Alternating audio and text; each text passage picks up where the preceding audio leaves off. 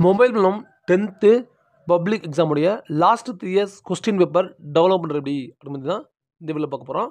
First time நான் channel பண்ணால் subscribe பண்ணிக்கோங்க. உங்கள் மொபைலில் இருக்கிற அதை ப்ரௌசர் பண்ணிக்கோங்க. கூகுளில் போய்ட்டு dge.tn.gov.in டைப் பண்ணி சர்ச் கொடுங்க. அதில் ஃபஸ்ட் ஆர்டரில் dge.tn.government.in அதை வந்து கிளிக் பண்ணுங்கள்.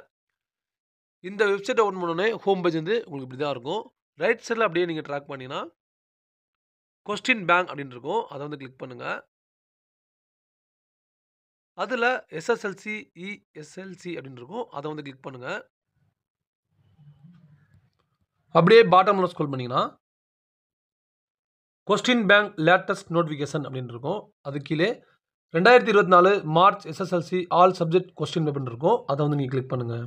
கிளிக் பண்ணோடனே டவுன்லோட் ஃபைல் அகைன் அப்படின்னு இருக்கும். டவுன்லோட் அகைன்கிறத கிளிக் பண்ணுங்கள். கிளிக் பண்ணோடனே அந்த ஃபைல் வந்து ஓப்பன் பண்ணுற ஆப்ஷன் இருக்கும். ஓப்பன் வித் வந்து பிடிஎஃப் கொடுத்துருங்க.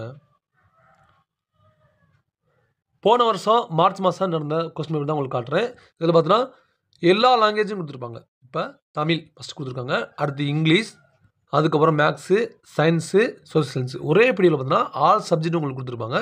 இது மூலமாக நீங்கள் டெவலப் பண்ணி யூஸ் பண்ணிக்கலாம். அப்படியே பாட்டமில் ஸ்க்ரோல் பண்ணால் 2023 March SSLC all subject question paper அப்படின்னு இருக்கும்.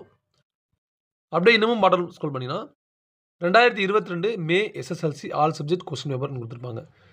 இது மாதிரி உங்களுக்கு 24, 23, 22 லாஸ்ட் 3 இயர்ஸ் கொஸ்டின் பேப்பர் வந்து டவுன்லோட் பண்ணி நீங்கள் பிரிண்ட் அவுட் எடுத்து யூஸ் பண்ணிக்கலாம்.